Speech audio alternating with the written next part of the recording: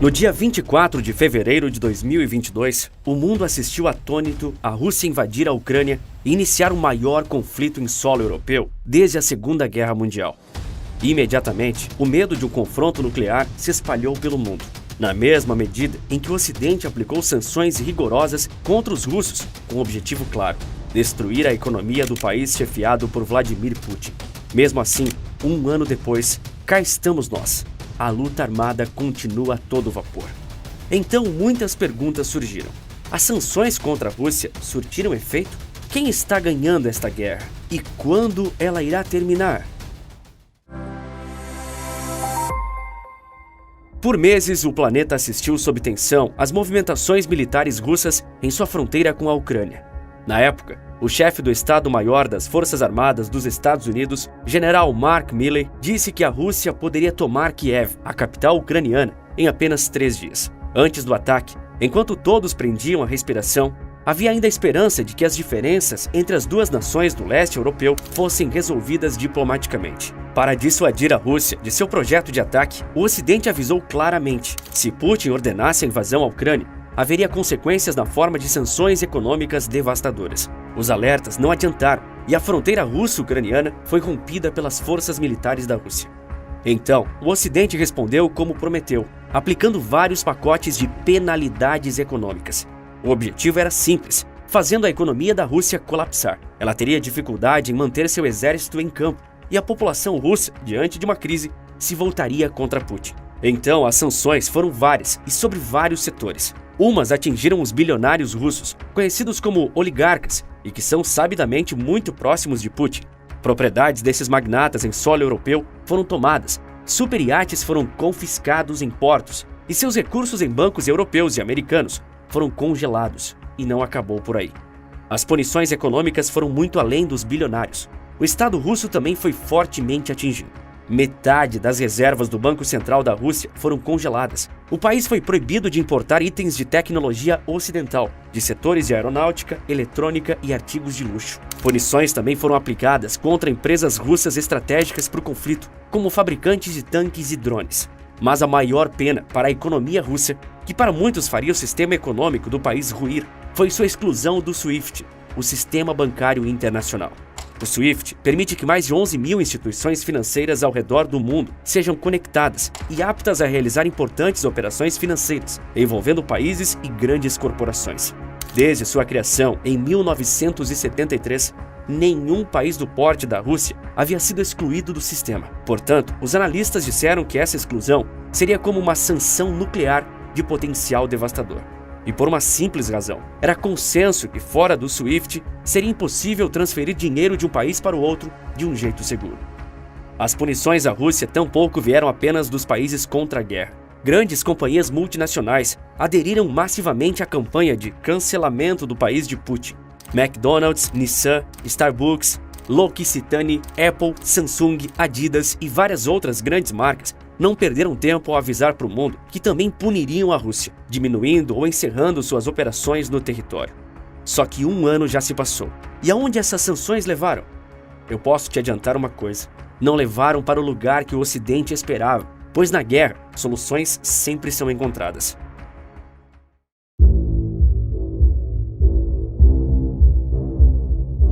A Rússia se tornou uma espécie de persona non grata à medida que o mundo, especialmente Estados Unidos e Europa, reagiram com aversão à ofensiva em solo ucraniano.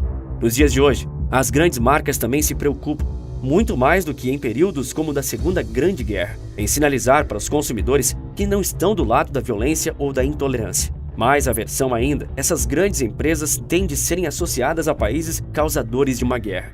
O McDonald's, que era a rede de fast food mais famosa na Rússia, um exemplo de como o país abraçou o capitalismo após o colapso da União Soviética, não perdeu tempo em encerrar suas operações por lá. Para tanto, vendeu suas lojas para um empresário de Moscou, que manteve todos os mais de 62 mil funcionários, apenas rebatizando o restaurante para um nome russo.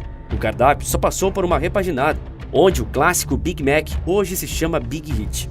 Mas o pulo do gato é que a franquia do McDonald's tem prioridade pelos próximos 15 anos, caso queira recomprar sua ex-rede de lojas franqueadas. A rede deixou tudo pronto para, quando a poeira baixar, estar de volta.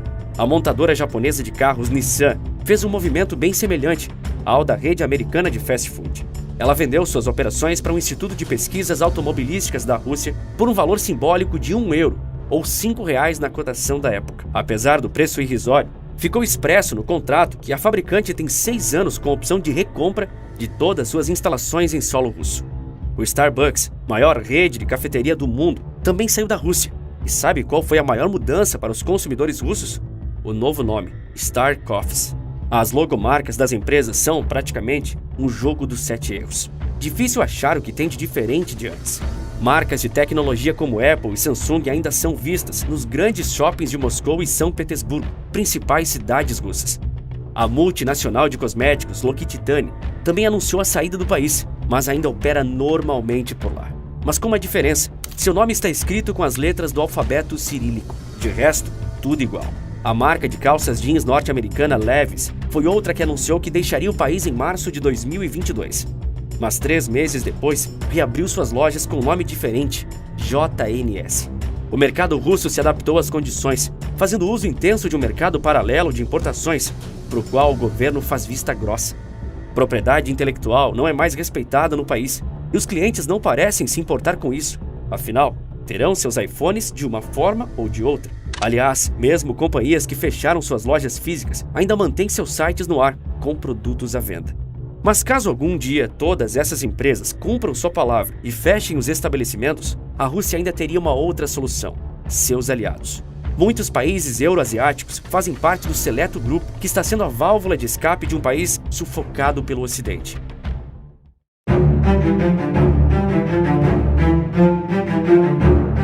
A Rússia se tornou uma enorme pedra no sapato dos Estados Unidos, da União Europeia e de alguns outros países como Austrália e Japão, todos alinhados em sancionar Putin. Mas por mais poderosos que esses países sejam, eles não são o mundo inteiro. China, Índia e outros países importantes mantiveram relações no mínimo amigáveis com a Rússia, e em alguns casos, as sanções tornaram as alianças russas com algumas dessas nações ainda mais fortes. Outra coisa: diante do bloqueio parcial da entrada de gás e petróleo russo em solo europeu, os preços dessas commodities naturalmente se tornaram mais elevados. E a pequena parte que ainda flui pelos gasodutos para a Europa garante bilhões de euros aos cofres de Moscou, bancando todo o gasto com a guerra. Tanto que, mesmo com as sanções começando em fevereiro, a Gazprom, estatal russa de gás, anunciou que obteve lucro recorde de $41 bilhões no primeiro semestre de 2022. Claro que, para suprir a diminuição de suas vendas ao mercado europeu, a Rússia precisou procurar outros mercados consumidores e os encontrou em países próximos. A empresa afirmou recentemente que planeja vender para a China cerca de 50 bilhões de metros cúbicos de gás, se tornando o grande fornecedor da segunda maior economia do mundo e substituindo perfeitamente os compradores europeus que fecharam as portas. As exportações bolcheviques de petróleo bruto para a China aumentaram quase 55% no último ano, o que fez a Rússia superar a Arábia Saudita como o maior fornecedor de petróleo para o gigante asiático. Rússia e China descrevem a própria amizade como sem limites. A Índia é outro país que se aproximou bastante da Rússia, mais até do que o esperado. O volume de vendas do país de Putin para lá aumentou em cerca de 400%, atingindo o volume de exportações de $37 bilhões. Outros países, como a Armênia e o Uzbequistão, também são importantes válvulas de escape para a Rússia, principalmente no que tange às empresas que supostamente deixaram de operar em solo russo. Essas nações estão servindo como intermediárias para a chegada de produtos eletrônicos e tecnológicos nas prateleiras dos centros comerciais moscovitas e de outras cidades do país. Mas diante desse cenário, onde a Rússia está contando com o fortalecimento de parcerias antigas e forjando novas, é correto dizer que o país está passando ileso pelas severas sanções econômicas? Não. Apesar de resiliente, a Rússia sofre em maior ou menor grau com os efeitos do isolamento que o Ocidente está aplicando a ela, e no futuro próximo pode enfrentar um processo de desmodernização tecnológica. Além disso, ela registrou uma inflação de 12% em 2022, uma taxa básica de juros que chegou a mais de 20% ao ano e uma queda no PIB de cerca de 2,5%. Números péssimos, né? Nesse contexto, também não. Afinal, o rublo foi a moeda que mais se valorizou em 2022, mesmo que artificialmente. A inflação russa está diminuindo, a taxa de juros recuou para a casa de um só dígito e o FMI, Fundo Monetário Internacional, projeta um crescimento econômico de 0,3% para a economia da Rússia já em 2023. A título de curiosidade, O mesmo FMI disse que o Reino Unido, um dos países que mais sancionou a Rússia, deve ver seu PIB cair 0,6%, devendo entrar em recessão. E quanto à economia ucraniana, principal atingida pelo pesadelo da guerra, quanto a ela, nem existe muito o que elaborar. Quase tudo se resume a ruínas e destruição. Edifícios no chão, fábricas paralisadas e infraestrutura destruída. Estas são algumas imagens no sul e no leste da Ucrânia, onde se concentram os combates, desde que Moscou fracassou em sua primeira tentativa de tomar Kiev nos estágios iniciais do confronto. A partir de setembro do último ano, a Rússia passou a atacar também a infraestrutura de água e energia do país, deixando a população no escuro e no frio. O custo econômico para a Ucrânia está sendo enorme. O PIB registrou contração de assustadores 35% em 2022, de acordo com o Banco Mundial. Mas se no campo econômico a situação tende positivamente para a Rússia, é possível dizer o mesmo sobre o campo de batalha? A verdade é que seria impossível fazer qualquer afirmação categórica sobre o conflito atual. E por uma simples razão: a outra guerra, que é a guerra da informação, não deixa que ninguém saiba sobre a verdadeira situação nos dois países, a não ser quem esteja vivendo o conflito.